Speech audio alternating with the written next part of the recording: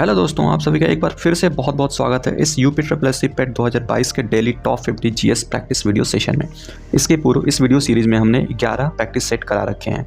ये हमारा 12वां practice set होने वाला है। जो भी दोस्त इस बार 2022 के पेट एग्ज़ाम में भाग लेने वाले हैं और एग्ज़ाम देने वाले हैं, उनके लिए ये प्रैक्टिस सेट बहुत इंपॉर्टेंट होने वाला है।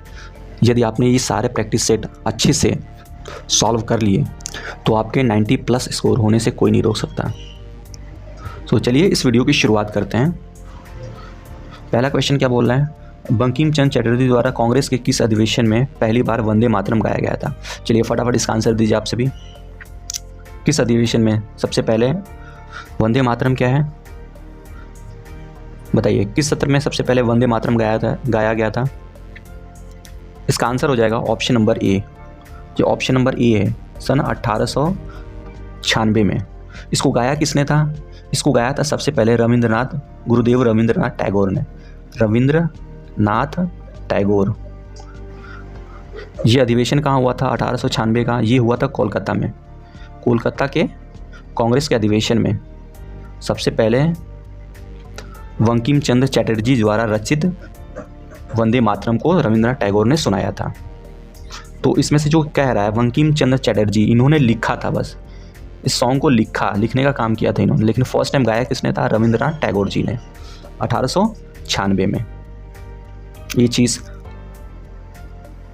अच्छा, अब नेक्स्ट क्वेश्चन इससे बनता है, जो भारत का राष्ट्रीय गीत है, जो वंदे मातरम, इसको क्या बोलते हैं? भारत का राष्ट्रीय गीत। और जो जनगण मन है वो है, उसको बोलते हैं भारत का राष्ट्रीय गान। तो जो राष्ट्रीय गीत है और राष्ट्रीय गान है, इनको संविधान सभा ने सबसे पहले कब एक्सेप्ट किया था? तो इसको सबसे पहले एक्सेप्ट किया था 24 जनवरी 1950 को।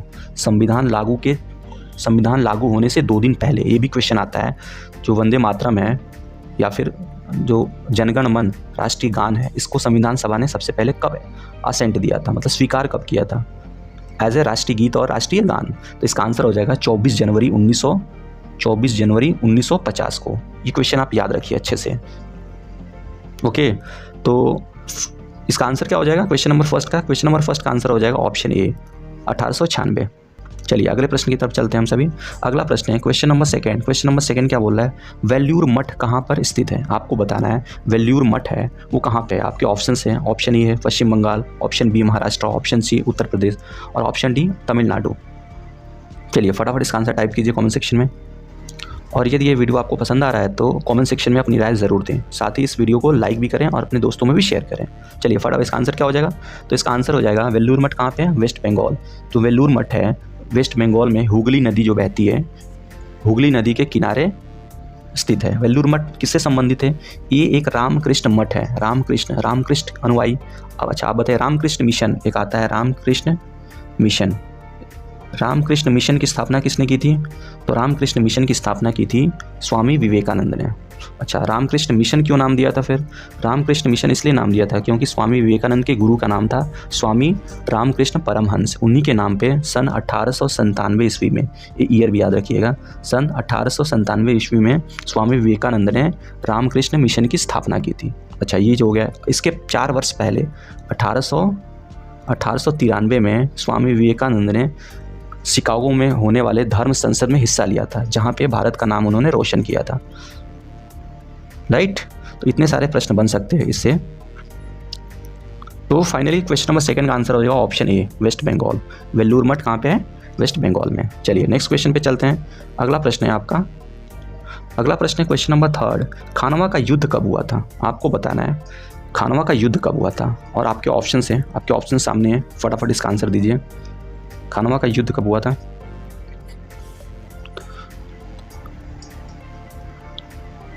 तो इसका आंसर हो जाएगा ऑप्शन क्या है? Option D. खानवा का युद्ध कब हुआ था? 1527। किसके बीच में हुआ था खानवा का युद्ध? बाबर और राणा सांगा के बीच में। अच्छा, एक चीज़ और, बाबर ने भारत में जब आक्रमण किया उसने 4 महत्वपूर्ण युद्ध लड़े। कौन से 4? कौन से? पहला 1526 में पानीपत का युद्ध, दूसरा 1527 में खानवा का युद्ध, तीसरा 1528 में चंदेरी का युद्ध, चौथा 1529 में घाघरा का युद्ध। अब इसमें क्रम पूछ देता है या ईयर पूछ देता है, जैसे खानवा का युद्ध कब हुआ, खानवा का युद्ध 1527 में हुआ, या फिर घाघरा का युद्ध कब हुआ, या फिर किस किस के बीच में हुआ। इसको याद करने की एक सिंपल सी ट्रिक है। बाबर ने 4 महत्वपूर्ण युद्ध हुए और 1530 में इसकी मृत्यु हो गई थी। मतलब आया कब?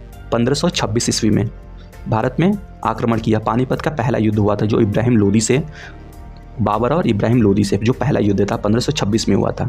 उसके बाद ये 1530 में मर गया था, इसकी डेथ हो गई थी। उसके पहले उसने हर साल एक एक वॉर लड़े थे, 1526, 27, 28 और 29। इसमें 4 महत्वपूर्ण युद्ध लड़े थे, जिसका जिक्र हमेशा एग्जाम में होता रहता है। तो इसको याद करने की ट्रिक क्या है? ऐसे आप याद करिए, 26 में पानी पिया, 1526 में पानी पिया मतलब पानीपत का पहला युद्ध। 27 में खाना खाया। जब भी कोई मेहमान आपके यहाँ आता है तो सबसे पहले आप क्या करते हो? पानी पीने के लिए देते हो। उसके बाद क्या करते हो? खाना खिलाते हो, अगर वो खाना चाहे तो और उसके बाद क्या? वो चला जाता है और उसके बाद वो घर पहुँच जाता है। तो यही सीक्वेंस याद करना है आपको। 26 में पानी पिया, 27 में खाना खाया, 28 में चल दिया और 29 में घर गया। तो जो पानी है, पानी से प्रथम पानी से क्या हुआ? पानीपत का प्रथम युद्ध कब हुआ था? 26 में। खाना खाए, खाना से आपको याद करना है खानवा का युद्ध। चल दिया से आपको याद करना है चंदेरी का युद्ध। और घर गया से युद्ध याद करना आपको घाघरा या घग्गर का युद्ध। और 30 में घर गया और 30 में मर गया, ऐसे याद करिए आप। सो ये सिंपल सी ट्रिक थी, आई होप आपको पसंद आई होगी। एनीवेज, इसका आंसर क्या हो जाएगा? क्वेश्चन नंबर 3 का ऑप्शन डी। चलिए नेक्स्ट क्वेश्चन की तरफ चलते हैं हम। अगला प्रश्न क्या बोल रहा है? प्रथम, क्वेश्चन नंबर 4 है, प्रथम मुस्लिम शासक जिसने भारतीय उपमहाद्वीप पर 84 वर्ष तक शासन किया था। आपको बताना है कौन सा ऐसा प्रथम मुस्लिम राजवंश था जिसने भारत पे 84 वर्ष तक शासन किया था। तो इसका आंसर हो जाएगा ऑप्शन नंबर बी, गुलाम वंश। तो जो गुलाम वंश था उसने 1206 से लगाए 1290 तक शासन किया था दिल्ली पे। इसलिए इसकी टोटल ईयर कितना हो गया? इसका टोटल टाइम 84 ईयर्स हो गया। तो यही पूछ रहा है आपसे कि कौन सा ऐसा प्रथम राजवंश की बात कर रहा है। अगर सबसे ज़्यादा दिल्ली सल्तनत का कौन सा राजवंश था जिसने दिल्ली पे सबसे ज़्यादा राज किया था, तो वो आंसर हो जाएगा तुगलक वंश। तुगलक वंश ने ये तुगलक वंश है, इसने 90 साल तक शासन किया था। 90 साल तक इसने कब से शासन किया था? 1320 से लगाए 1320 ईस्वी से लगाए 1414 तक, 90 साल तक। लेकिन इसमें पूछ क्या रहा? प्रथम मुस्लिम शासक।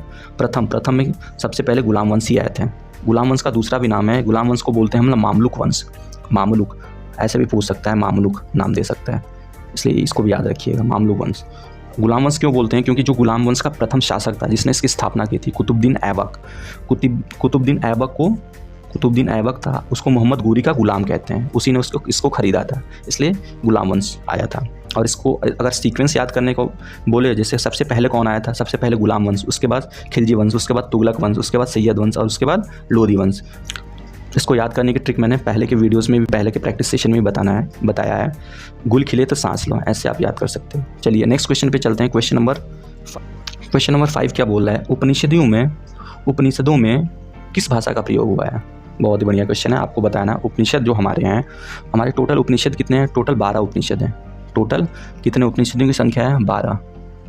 12 उपनिषदों की भाषा कौन सी है? आपको फटाफट कमेंट सेक्शन में टाइप करना है। किस भाषा में उपनिषद लिखे गए हैं? चलिए बताइए आप सभी।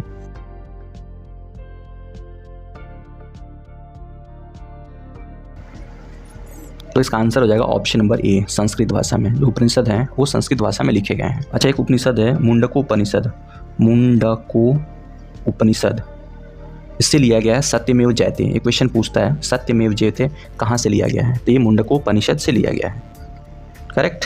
चलिए क्वेश्चन नंबर 7 क्या बोल रहा है? स्वतंत्रता आंदोलन के दौरान निम्नलिखित में से कौन सा क्रांतिकारी दार्शनिक बन गया? अच्छा, आपको बताना है, आपके ऑप्शन है ऐसा कौन सा ऐसा क्रांतिकारी था जो स्वतंत्रता आंदोलन के दौरान एक फिलोसोफर बन गया था। तो इसका आंसर आपको कमेंट सेक्शन में बताना है। ऑप्शन से राजबिहारी बोस, अरविंद घोष, वी डी सावरकर या फिर सत्येंद्रनाथ बोस। इसका करेक्ट आंसर क्या हो जाएगा? चलिए फटाफट इसका आंसर दीजिए आप सभी। इसका करेक्ट आंसर हो जाएगा option number B, Aurobindo Ghosh. ये इनकी रचना है, फेमस रचनाएं हैं जो पूछता रहता है। सावित्री, आप याद रखिएगा, पूछ सकता है सावित्री किसकी रचना है, किसने लिखा था, इसके रचनाकार कौन है? सावित्री और द डिवाइन लाइफ, 2 रचनाएं बहुत ही फेमस है जो अक्सर पूछता रहता है एग्जाम में।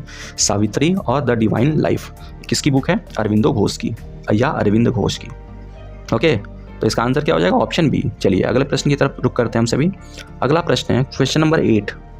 वैष्णो जन तो गांधी जी का प्रिय भक्ति गीत जो उन्होंने अपनी सार्वजनिक प्रार्थना सभाओं की दिनचर्या में अपनाया था, द्वारा लिखा गया था। ये जो गीत है जो अक्सर गांधी जी गाया करते थे, उसको किसने लिखा था? वैष्णो जन तो। इसको लिखने वाले थे हमारे ऑप्शन नंबर डी है इसका आंसर, नरसिंह मेहता। ओके, इसका आंसर क्वेश्चन नंबर 8 का आंसर हो जाएगा ऑप्शन डी। और अगला प्रश्न पे चलते हैं। अगला प्रश्न है क्वेश्चन नंबर 8। अगले प्रश्न के उत्तर चलते हैं। अगला प्रश्न है क्वेश्चन नंबर 9। स्वदेशी आंदोलन की औपचारिक घोषणा कब की गई थी? बहुत ही बढ़िया क्वेश्चन है। आपको बताना है जो स्वदेशी आंदोलन था उसकी औपचारिक घोषणा कब की गई थी। तो स्वदेशी आंदोलन कब हुआ था? जब बंगाल विभाजन हुआ था, उसके विरोध में भारतीय क्रांतिकारी थे, भारतीय लोग थे, इन्होंने स्वदेशी आंदोलन किया था। अंग्रेजों द्वारा भारत विभाजन का बस मात्र एक ही उद्देश्य था कि कैसे हिंदू और मुस्लिम में फूट डाली जाए। इसी को दर्शाने के लिए भारतीयों ने स्वदेशी आंदोलन किया था। इसमें क्या किया था? इसमें जितने भी विदेशी सामान हुआ करते थे सबका बहिष्कार किया था। विदेशी कपड़ों की होली जलाई थी और आपस में हिंदू और मुस्लिम उन्होंने एक दूसरे को राखी बांध के भाईचारा का एक संदेश दिया था। सो इसका आंसर हो जाएगा क्वेश्चन नंबर 9 का आंसर हो जाएगा ऑप्शन बी। इस 7 अगस्त 1905 को इसकी औपचारिक घोषणा कर दी गई थी। हालांकि इसके जस्ट 11 साल बाद 1911 में जो बंगाल विभाजन का निर्णय था वापस ले लिया गया था। एनीवेज, चलिए नेक्स्ट क्वेश्चन पे चलते हैं। Question number 10। क्वेश्चन नंबर 10 क्या बोल रहा है? आर्य समाज कब स्थापित हुआ? चलिए इसका आंसर बताइए आप सभी। इसके पहले के सेशन में मैंने बताया था आर्य समाज, प्रार्थना समाज, ब्रह्म समाज, 3 सबसे ज़्यादा इंपॉर्टेंट है जो एग्जाम में अक्सर पूछे जाते हैं। मान लो आएगा ही आएगा। आर्य समाज की स्थापना कब हुई थी? तो इसका आंसर आपको कमेंट सेक्शन में बताना है। तो आर्य समाज की स्थापना हुई थी 1875 ईस्वी में। किसने की थी? स्वामी दयानंद सरस्वती ने। दयानंद सरस्वती ने कब की थी? 1875 में। चलिए ये तो हो गया आर्य समाज। अब बताना है प्रार्थना समाज। प्रार्थना समाज की स्थापना किसने की थी? प्रार्थना समाज की स्थापना कब हुई थी? सन 1867 में, 67 में की किसने थी? आत्माराम पांडुरंग नाम के एक व्यक्ति ने। और नेक्स्ट क्या है? ब्रह्मो समाज। ब्रह्म समाज की स्थापना की थी किसने की थी? ब्रह्मो या फिर ब्रह्म इसको बोलते हैं। तो ब्रह्म समाज की स्थापना की थी हमारे राजा राम मोहन राय ने। कब? 1828 ईस्वी में ब्रह्म समाज की स्थापना की थी। चलिए फिलहाल इसका आंसर क्या हो जाएगा? क्वेश्चन नंबर 10 का आंसर हो जाएगा ऑप्शन ए, 1875। अगला प्रश्न कौन सा है? अगला प्रश्न है क्वेश्चन नंबर 11। पूछ रहा है ज्वार, बाजरा और रागी को एक साथ किसके रूप में रखा जा सकता है? ज्वार, बाजरा और रागी। बहुत इजी प्रश्न है, आप बताइए। बागवानी, दलहन, धान या फिर मोटे अनाज? तो इसका आंसर आप सभी को पता है। इसका आंसर हो जाएगा ऑप्शन बी, दलहन। ज्वार, बाजरा, रागी क्या है? एक दाल ही तो है। दलहन की कैटेगरी में आएगी ऑब्वियसली। तो क्वेश्चन नंबर 11 का आंसर क्या हो जाएगा? Option D. चलिए नेक्स्ट क्वेश्चन पे चलते हैं। Question number 12। क्वेश्चन नंबर 12 क्या है? संघाई हिरण को देखे जाने का समाचार सुर्खियों में था। यह किस राज्य का राजकीय पशु है? बहुत ही बढ़िया प्रश्न है। आपको बताना है संघाई हिरण है वो किस राज्य का एक राजकीय पशु है। आपके ऑप्शन है option A Manipur, option B Jammu Kashmir, option C Gujarat या फिर ऑप्शन डी तमिलनाडु। फटाफट इसका आंसर कमेंट सेक्शन में आप टाइप कीजिए। संघाई हिरण कहाँ पे पाया जाता है? तो संघाई हिरण पाया जाता है मणिपुर में। मणिपुर का ये राजकीय पशु है। ये कहाँ पाया जाता है? एक नेशनल पार्क है केबुल लामजाओ।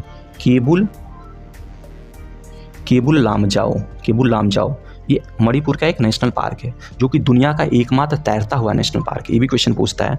दुनिया का एकमात्र तैरता हुआ राष्ट्रीय पार्क कहाँ पे है?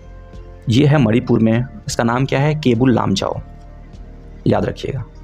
एनीवेज 12 का आंसर क्या होगा? ऑप्शन ए मणिपुर, संघाई हिरण वाला। चलिए क्वेश्चन नंबर 16। भारत भूमध्य रेखा से कितने डिग्री उत्तर में? आपको बताना है। कमेंट सेक्शन में इसका आंसर बताइए। 7 डिग्री, 6 डिग्री, 8.4 डिग्री या फिर 10 डिग्री।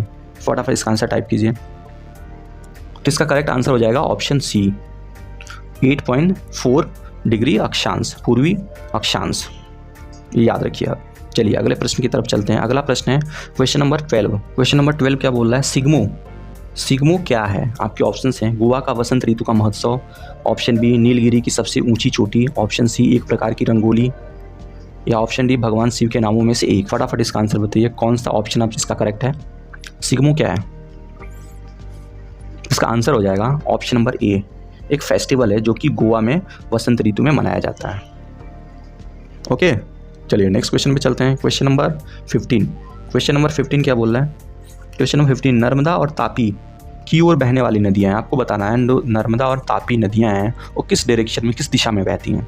आपके ऑप्शन से दक्षिण में, पूर्व में, पश्चिम में या फिर उत्तर में। तो इसका करेक्ट आंसर क्या हो जाएगा? तो इसका करेक्ट आंसर हो जाएगा ऑप्शन नंबर सी, पश्चिम में। नर्मदा और तापी जो दो ऐसी नदियाँ हैं जो कि बंगाल की खाड़ी में न गिरने के बजाय ये अरब सागर में गिरती हैं, जो कि पश्चिम में स्थित है। चलिए इसका आंसर क्या हो जाएगा? Option C. चलिए अगले प्रश्न की तरफ चलते हैं। अगला प्रश्न है प्रश्न संख्या 16।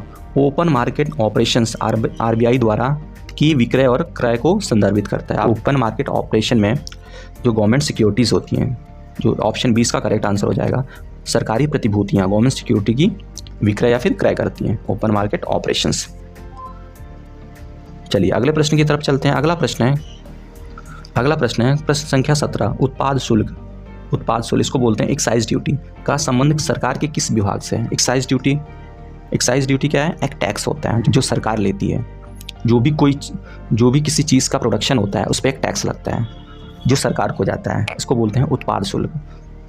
तो उत्पाद शुल्क किससे संबंधित है? राजस्व मतलब क्या होता है? राजस्व मतलब होता है टैक्स, रेवेन्यू। का आंसर हो जाएगा क्वेश्चन नंबर 17 का answer B, option B, revenue. Revenue मतलब क्या होता है? इसका मतलब टैक्स कलेक्शन, टैक्स कर। तो फाइनल इसका आंसर बी हो जाएगा। चलिए अगले प्रश्न की तरफ चलते हैं। अगला प्रश्न है क्वेश्चन नंबर 18। क्वेश्चन नंबर 18 क्या बोल रहा है? कुसुम योजना किसको बढ़ावा देती है? आपके ऑप्शन से ऑप्शन ए सौर संचालित परिवहन को, ऑप्शन बी सौर खेती को, ऑप्शन सी उद्योगों में सौर प्रकाश व्यवस्था को, या फिर ऑप्शन डी घरों में सौर हीटिंग को। इसमें करेक्ट आंसर आपको बताना है। तो इसका आंसर क्या हो जाएगा? फटाफट आंसर टाइप कीजिए आप सभी। तो इसका आंसर हो जाएगा ऑप्शन बी, सौर खेती। देखिए कुसुम कैसे लिखते हैं? KUSUM। अगर इसका अगर फुल फॉर्म आपको पता है, फुल फॉर्म, तो आप इजीली इसको बता सकते हो। कुसुम का फुल फॉर्म क्या होता है? K से होता है किसान, K से क्या होता है? किसान। U से होता है, U से क्या? ऊर्जा। S से क्या? सुरक्षा। U से क्या? उत्थान। और M से क्या? महाअभियान।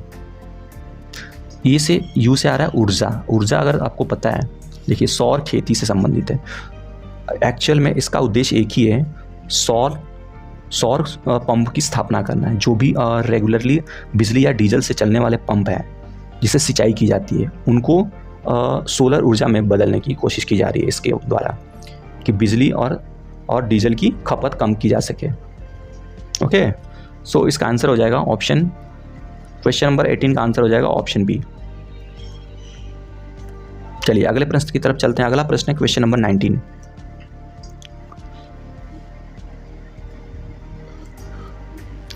क्वेश्चन नंबर 19 क्या बोल रहा है? 20 पॉइंट्स प्रोग्राम, जिसका उद्देश्य गरीबी उन्मूलन करना एवं गरीबों और वंचितों के जीवन की गुणवत्ता को बेहतर बनाना है, कब शुरू किया गया था? आपको बताना है। 20 पॉइंट्स प्रोग्राम काफ़ी अच्छा क्वेश्चन है, आपको बताना है कब शुरू किया गया था।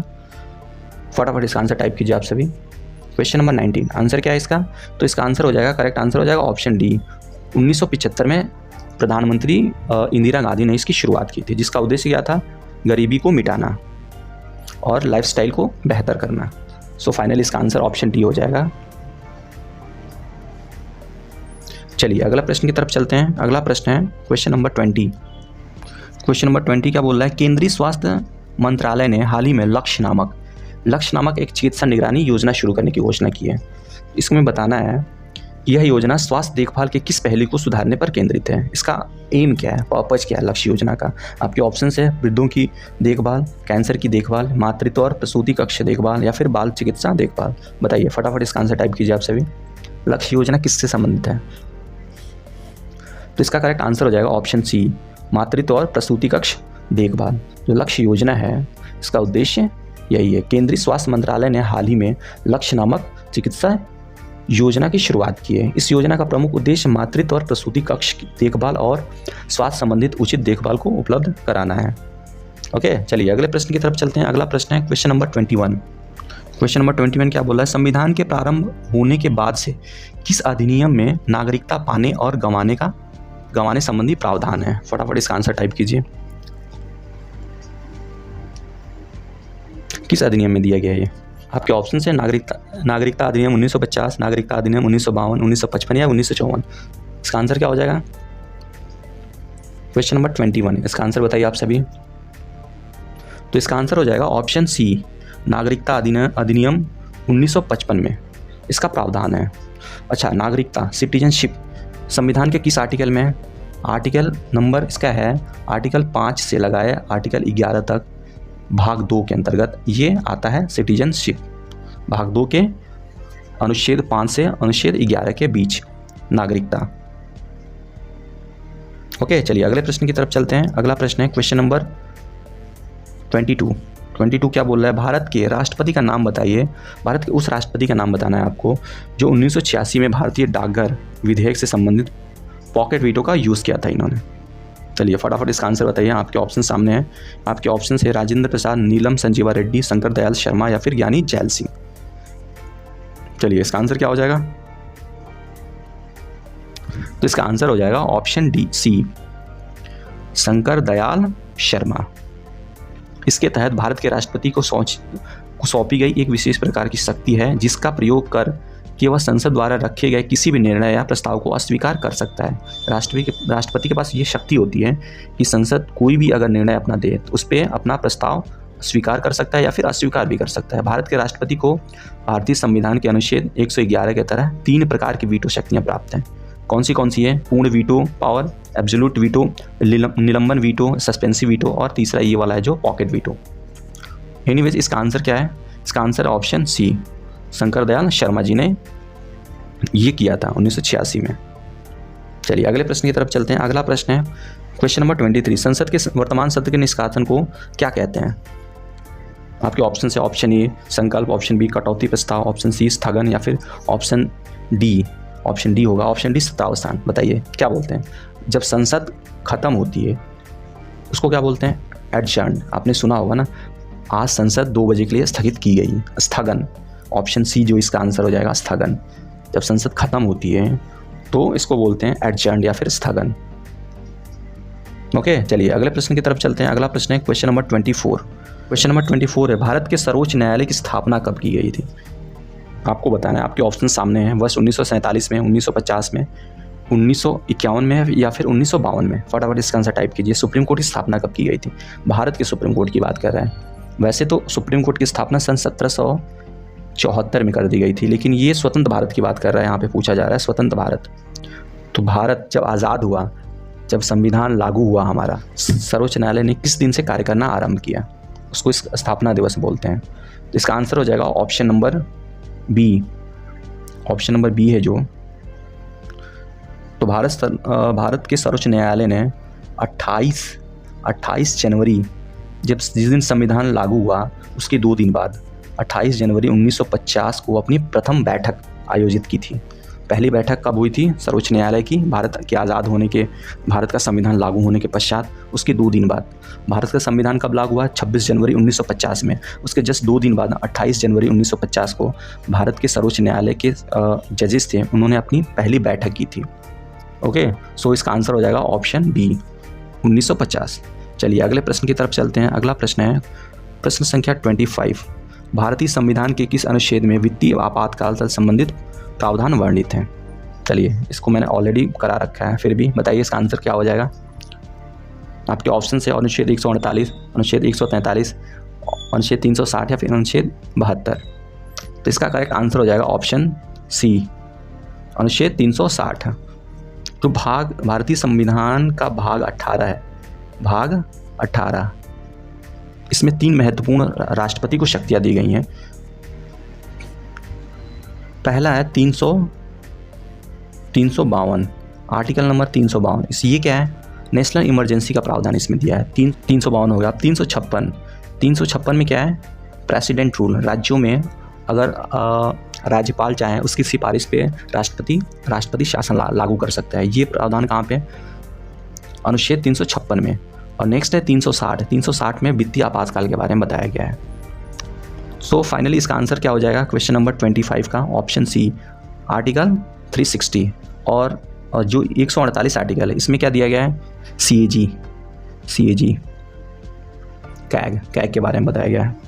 अनुच्छेद जो 72 है इसमें राष्ट्रपति की क्षमादान शक्तियाँ दी गई हैं और राष्ट्रपति किसी को भी क्षमा कर सकता है। चलिए अगले प्रश्न की तरफ चलते हैं। अगला प्रश्न है क्वेश्चन नंबर 26। क्वेश्चन नंबर 26 क्या बोला, एक पत्थर एक डोरी से बना हुआ है और लगातार घुमाया जा रहा है। यदि डोरी अचानक टूट जाती है तो पत्थर, आपको बताना है एक डोरी है, सपोज एक डोरी में एक साइड में पत्थर बंधा हुआ है और उसको लगातार घुमाया जा रहा है। डोरी टूटेगी तो क्या होगा, डोरी टूटेगी तो पत्थर किस दिशा में जाएगा, आपके ऑप्शन से उसी स्थान पर ऊर्ध्वाधर नीचे गिर जाएगा। अच्छा, ऑप्शन बी क्या है, वृत्ताकार पथ से स्पर्श रेखा की दिशा में उड़ जाता है। अच्छा, वृत्त के केंद्र की ओर उड़ जाता है। ऑप्शन डी क्या है, वृत्त की लंबवत दिशा में उड़ जाता है। इसमें से कौन सा ऑप्शन करेक्ट है, तो इसका आंसर हो जाएगा ऑप्शन बी, वृत्ताकार पक्ष की स्पर्श रेखा की दिशा में उड़ेगा। चलिए अगले प्रश्न की तरफ चलते हैं। अगला प्रश्न है प्रश्न संख्या 27। क्वेश्चन नंबर 27 क्या बोल रहा है, विद्युत चुंबकीय प्रेरण की परिघटना है। जो विद्युत चुंबकीय प्रेरण है उसकी परिघटना है। आपके ऑप्शन से एक वस्तु को आवेशित करना, एक कुंडली के माध्यम से गुजरने वाली विद्युत के कारण चुंबकीय क्षेत्र उत्पन्न होने की प्रक्रिया। ऑप्शन सी, एक कुंडली में सापेक्षित गति के कारण चुंबक और कुंडली में प्रेरित विद्युत धारा उत्पन्न करना। जी बिल्कुल यही सही है, ऑप्शन सी इसका करेक्ट हो जाएगा। चुंबकीय प्रेरण क्या होती है, यही होता है चुंबकीय, एक कुंडली में सापेक्षिक गति के कारण चुंबक और कुंडली में प्रेरित विद्युत धारा, राइट। चलिए अगले प्रश्न की तरफ चलते हैं। अगला प्रश्न है क्वेश्चन नंबर 28। क्वेश्चन नंबर 28 क्या बोल रहा है, आवर्त सारणी का आविष्कार किसने किया था। बहुत ही बढ़िया क्वेश्चन है, आपको बताना है जो पीरियोडिक टेबल है उसको इन्वेंट किसने किया था, किसने खोजा था आवर्त सारणी को। आपके ऑप्शन है, option A Newton, option B Dmitri Mendeleev, option D C Graham Bell और ऑप्शन डी मैडम क्यूरी। फटाफट इसका आंसर टाइप कीजिए, बहुत ही महत्वपूर्ण क्वेश्चन है, ये क्वेश्चन आएगा पक्का, ये तो छपने वाला है। चलिए फटाफट इसका आंसर बताइए, आंसर क्या हो जाएगा, तो इसका आंसर हो जाएगा ऑप्शन बी दमित्री मेंडलीफ। तो ये था आवर्त सारणी का आविष्कार। अगर ये पूछे कि आधुनिक आवर्त सारणी, अगर मॉडर्न पीरियोडिक टेबल की बात करें, आधुनिक आवर्त सारणी का आविष्कार किसने किया, तो आधुनिक आवर्त सारणी का आविष्कार किया था मोज़ले नामक व्यक्ति ने। मोज़ले, ये 100% याद रखिएगा आप सभी। मोज़ले ने क्या किया था, आधुनिक आवर्त सारणी का आविष्कार किया था।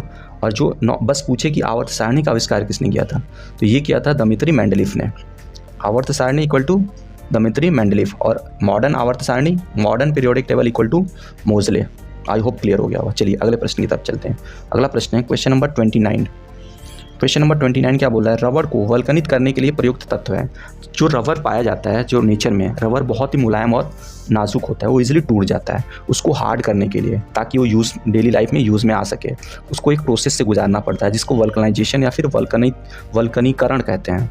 तो इसमें पूछ रहा है वल्कनीकरण में कौन सा तत्व यूज़ होता है, तो ये यूज़ होता है ऑप्शन ए जो है सल्फर। सल्फर की सहायता से इसको हार्ड किया जाता है रबर को। ओके, सो इसका आंसर क्या होगा, ऑप्शन ए 29 का। नेक्स्ट क्वेश्चन पे चलते हैं, क्वेश्चन नंबर 30। क्वेश्चन नंबर 30 क्या बोल रहा है, रक्तचाप, लार आना, उल्टी आदि जैसी अनैच्छिक क्रियाएं मस्तिष्क के किस पार्ट से वो नियंत्रित होती हैं। आपके ऑप्शन सामने हैं, मेडुला, पॉन्स, सेरेबेलम या फिर सेरेब्रम। चलिए फटाफट इसका आंसर टाइप कीजिए।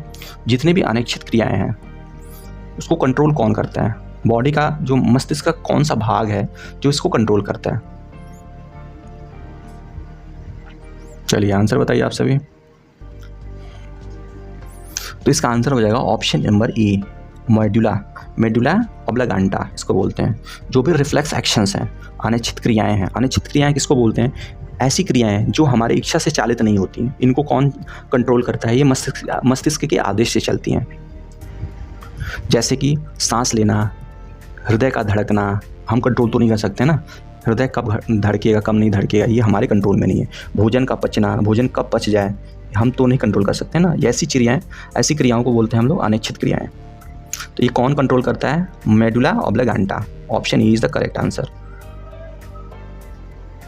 ओके, चलिए अगले प्रश्न की तरफ चलते हैं। अगला प्रश्न करंट से है।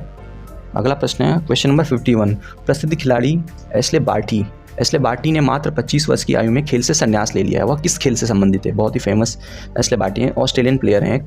ऑस्ट्रेलियन प्लेयर क्या खेलती हैं, टेनिस, जो ओपन होता है, जितने भी 4 ओपन होते हैं ना, Wimbledon open, Australian open, Wimbledon open, Paris open और यूएस ओपन, इसमें इन्होंने खेला है। तो एशले बार्टी किसी खेल से संबंधित है, टेनिस से। Option B is the correct.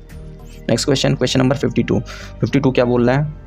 Question number 52 है, निम्न में से किस राज्य की विधानसभा पेपरलेस कार्य प्रणाली को अपनाने हेतु नेशनल ई विद्या एप्लीकेशन कार्यक्रम को लागू कर भारत की पहली राज्य विधानसभा बनी? चलिए, बहुत ही बढ़िया क्वेश्चन है, आपको बताना है, फटाफट इसका आंसर बताइए। कौन सी ऐसी राज्यसभा है जो पेपरलेस होने के लिए नेशनल ई विद्या एप्लीकेशन को यूज़ किया है पहली बार?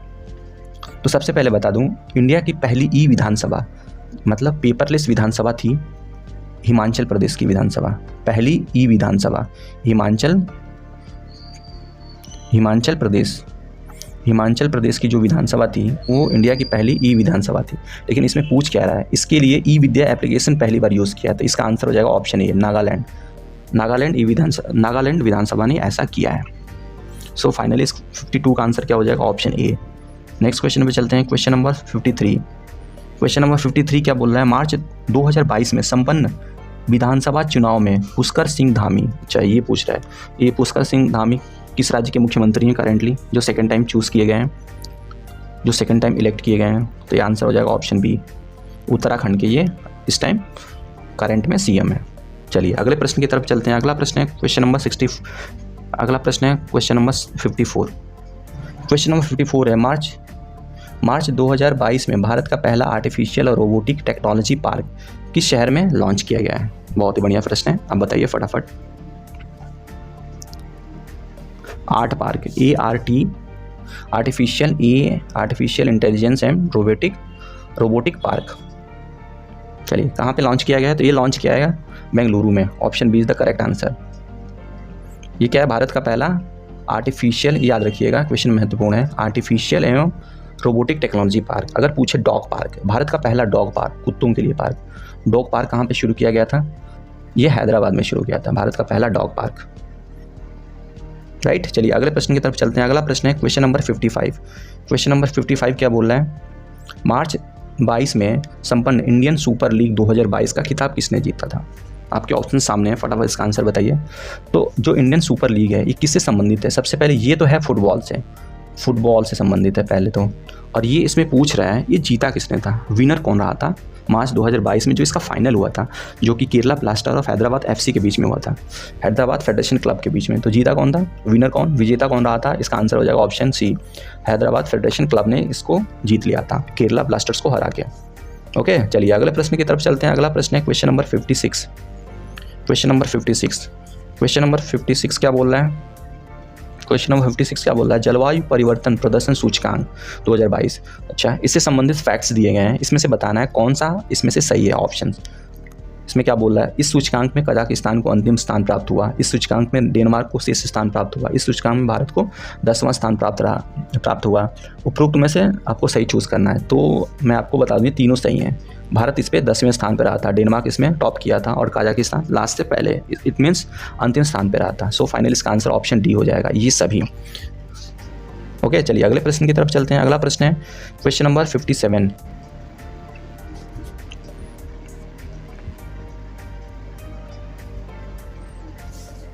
क्वेश्चन नंबर 57 क्या है? उत्तर प्रदेश में पहले वायु प्रदूषण नियंत्रण टावर का उद्घाटन कहाँ किया गया है? ये बहुत इंपॉर्टेंट है।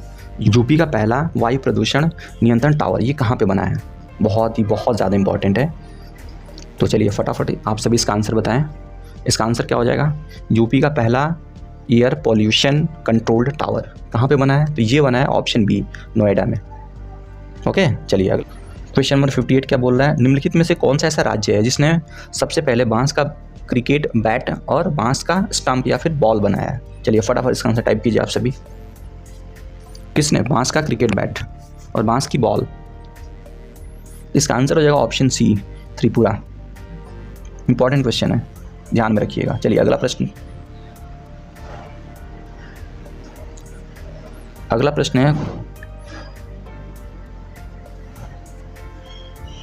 अगला प्रश्न है 59 नंबर।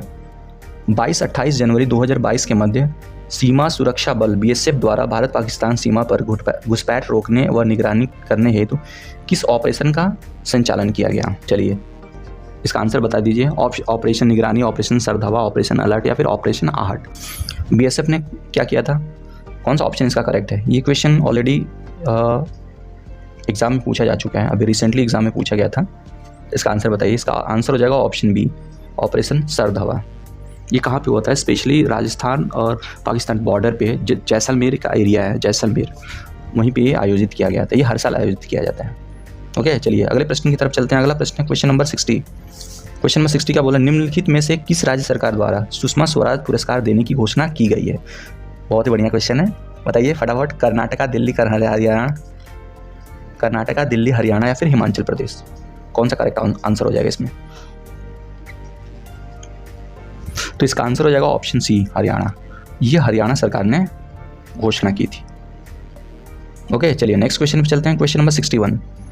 क्वेश्चन नंबर 61 क्या है? मार्च 2022 में केंद्रीय सांख्यिकी व कार्यक्रम कार्यान्वयन मंत्रालय द्वारा जारी नवीन आंकड़ों के अनुसार प्रति व्यक्ति आय के मामले में कौन सा राज्य शीर्ष पे? अब बताना है। शीर्ष ने जो आंकड़ा जारी किया 2022 में मार्च के महीने में, उसमें से पर कैपिटा इनकम, पर व्यक्ति आय के मामले में कौन सा राज्य शीर्ष पे है? टॉप किसने किया? किस राज्य ने? आपके ऑप्शन से तेलंगाना, तमिलनाडु, कर्नाटका या फिर महाराष्ट्र। फटाफट इसका आंसर टाइप कीजिए आप सभी। किस राज्य ने टॉप किया है?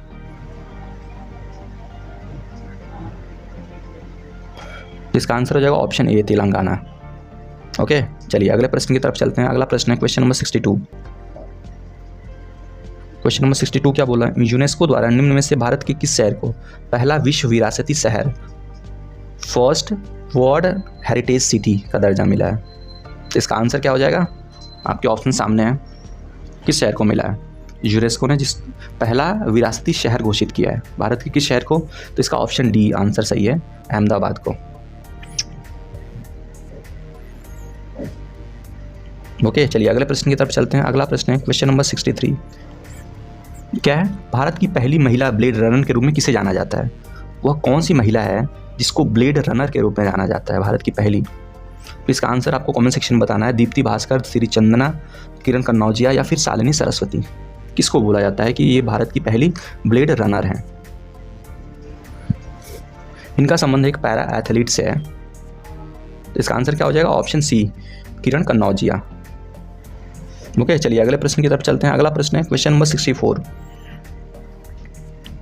क्वेश्चन नंबर 64 क्या? शतरंज में पहली भारतीय महिला ग्रैंड मास्टर कौन है? बहुत ही बढ़िया प्रश्न है, ये क्वेश्चन पूछा जा सकता है। शतरंज में सबसे पहली भारतीय महिला ग्रैंड मास्टर की बात कर रहा है। फटाफट इसका आंसर सभी बताएं। क्वेश्चन नंबर 64 का आंसर हो जाएगा ऑप्शन बी, एस विजय लक्ष्मी। एस विजय लक्ष्मी भारत की पहली महिला शतरंज खिलाड़ी हैं जिन्हें ग्रैंड मास्टर या फिर इंटरनेशनल मास्टर घोषित किया गया था। इन्हें 24 जुलाई 2000 को महिला ग्रैंड मास्टर घोषित किया गया था। ओके, चलिए अगले प्रश्न की तरफ चलते हैं। अगला प्रश्न है क्वेश्चन नंबर 65। क्वेश्चन नंबर 65 है, निम्नलिखित में से कौन सी भारत की प्रथम महिला जिम्नास्ट हैं जिन्होंने ओलंपिक्स में हिस्सा लिया था? बहुत ही बढ़िया क्वेश्चन है, आपको बताना है। आपके ऑप्शंस हैं बिंदु भोसले, ज्योति मोरे, अरुणा रेड्डी या फिर दीपा कर्माकर। कौन सी पहली भारत की महिला जिम्नास्ट हैं जिन्होंने ओलंपिक्स में हिस्सा लिया था? चलिए इसका आंसर बताइए आप सभी।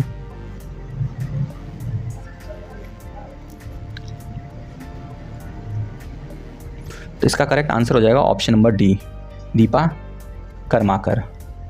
दीपा कर्माकर ये भारत की पहली महिला जिम्नास्ट हैं। इन्होंने वर्ष 2019 में इन्होंने वर्ष 2016 में जो रियो डी जेनेरियो ओलंपिक्स हुआ था उसमें पार्टिसिपेट किया था। हालांकि इन्होंने कोई पदक नहीं जीता था, फिर भी इनका प्रयास सराहनीय है। ओके, तो इसका आंसर दीपा कर्माकर। चला अगले प्रश्न की तरफ चलते हैं। अगला प्रश्न है क्वेश्चन नंबर 66। क्वेश्चन नंबर 66 क्या है? स्टे हंग्री स्टे फुलिश नामक बुक की रचना किसने की है? चलिए आपको बताना है। स्टे हंग्री और स्टे फुलिश इस बुक की रचना किसने की है? तो इसका करेक्ट आंसर हो जाएगा ऑप्शन सी, रश्मि बंसल। रश्मि बंसल जी हैं, इन्होंने ये बुक लिखी है। ओके, चलिए अगला प्रश्न 67। ये क्या बोल रहा है? विश्व वन्य जीव दिवस। आपको बताना है विश्व वन्य जीव दिवस कब मनाया जाता है? आपके ऑप्शन सामने है, फटाफट इसका आंसर टाइप कीजिए आप सभी।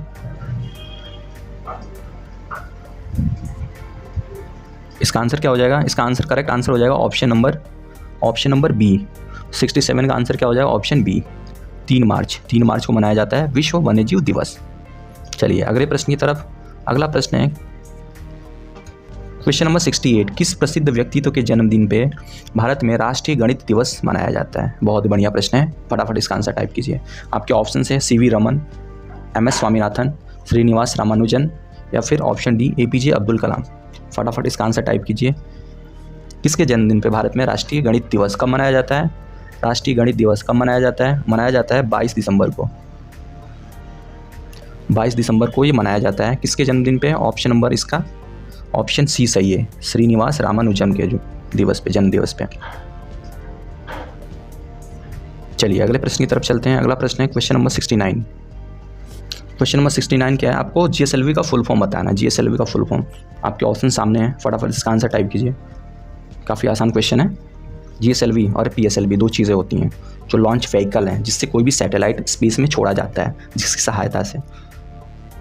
चलिए जीएसएलवी का फुल फॉर्म बताइए। इसका फुल फॉर्म होता है geo synchronous satellite launch vehicle. Option A is the correct, geo synchronous satellite launch vehicle. और पीएसएलवी का फुल फॉर्म क्या होता है? PSLV, polar satellite launch vehicle इसका आंसर होता है, इसका फुल फॉर्म होता है। चलिए अगले प्रश्न, आज का अंतिम प्रश्न है क्वेश्चन नंबर 70। कौन सा केंद्रीय मंत्रालय हर वर्ष राष्ट्रीय फिल्म पुरस्कार आयोजित करता है? बहुत ही बढ़िया प्रश्न है। जो नेशनल फिल्म फेयर अवार्ड होते हैं, कौन सा मंत्रालय आयोजित करता है? चलिए फटाफट इसका आंसर टाइप कीजिए। तो इसका आंसर हो जाएगा, क्वेश्चन नंबर 70 का आंसर हो जाएगा ऑप्शन सी, सूचना और प्रसारण मंत्रालय।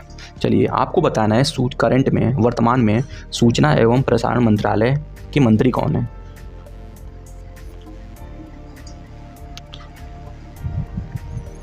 ये था आज का सेशन। आई होप आप सभी को पसंद आया होगा। अगर आपको वीडियो पसंद आया तो इस वीडियो को ज़्यादा से ज़्यादा लोगों में शेयर करें और इस चैनल को भी सब्सक्राइब करना बिल्कुल ना भूलें। तो चलिए मिलते हैं अगले सेशन में, तब तक के लिए जय हिंद।